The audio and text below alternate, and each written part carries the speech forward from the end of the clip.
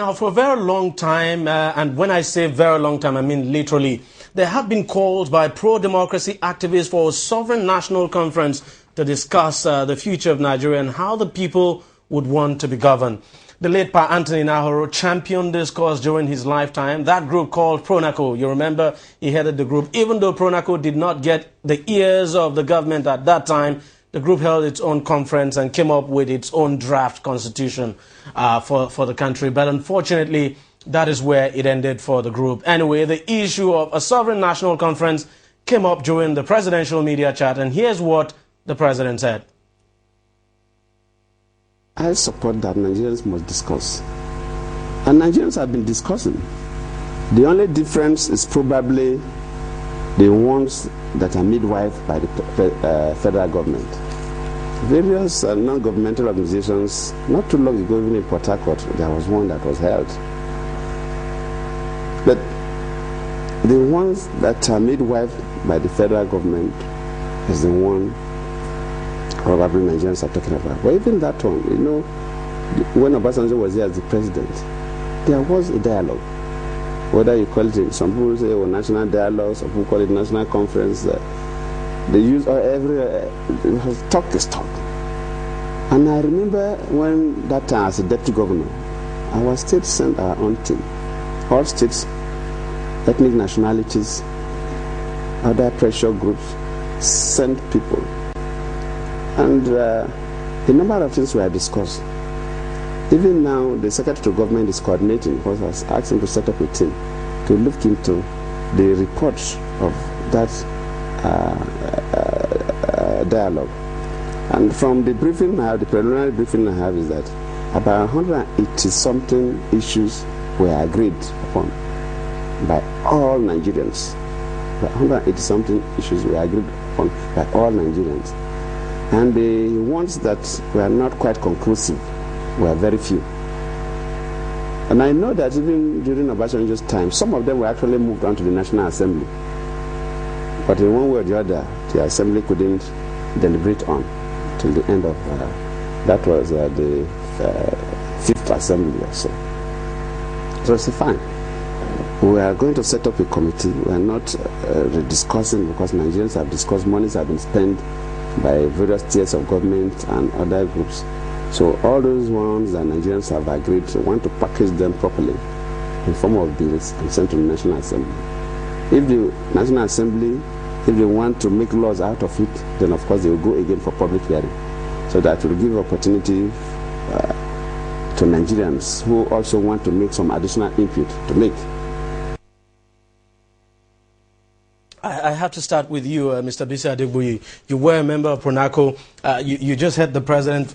I covered your conference then when you had it some years ago.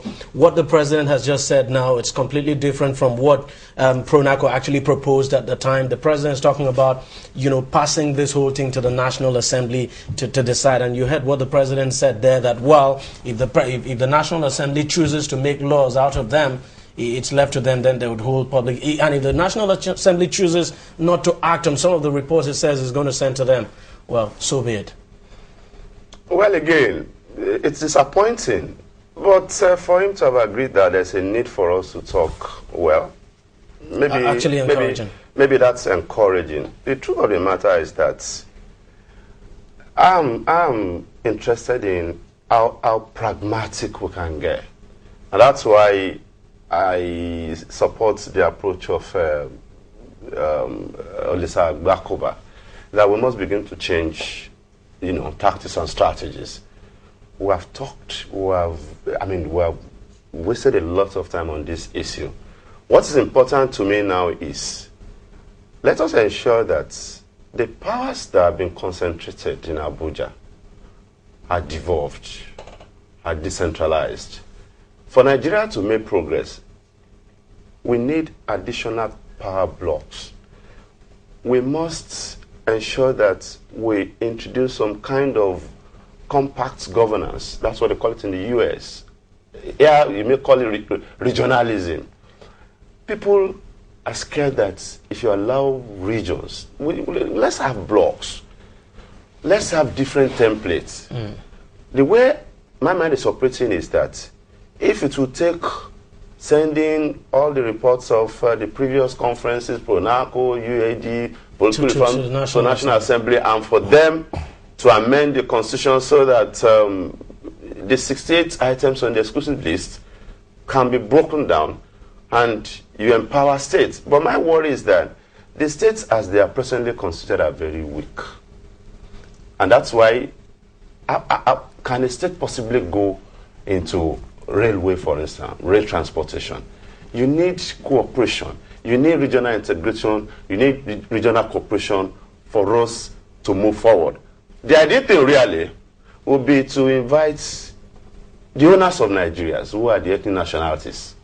Let the National Assembly continue to perform its functions of making law. And let these ethnic nationalities meet. Let them meet. How. We recognize the fact that you have been elected. And you have people who have elected you. But you have been elected to make laws for Nigeria, not to write a new constitution for Nigeria.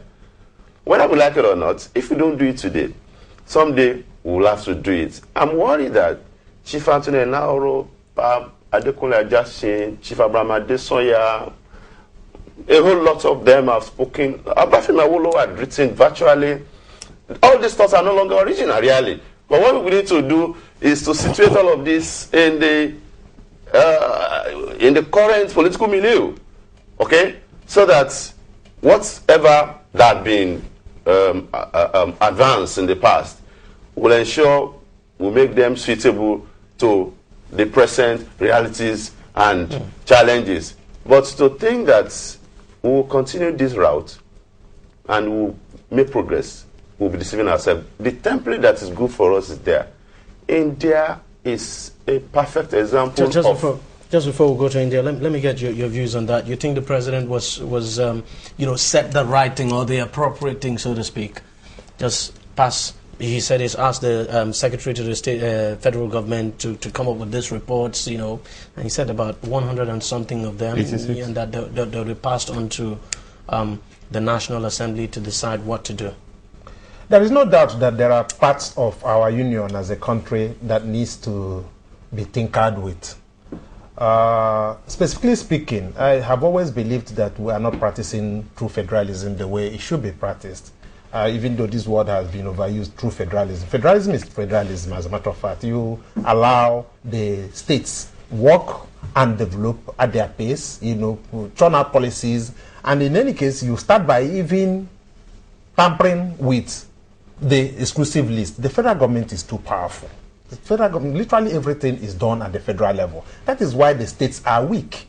At all points in time, the states are running to Abuja, either for revenue allocation, even for consultancy or whatever. I mean, look at the security situation. Consultancy on how to govern. Good. The security situation, you have to order from Abuja for a particular security situation to improve in a particular state and all of that. And if we are truly a federal government, those states should be empowered. And they should be empowered purely based on making sure that the exclusive list is decentralized. So decentralized such that the states can do quite a number of things for themselves. And again, talking about this revenue allocation, if you do not have money, you hardly can do much. And again, you also allow the states begin to generate revenues in their own states. Because you see, what happens now is that we just create a state.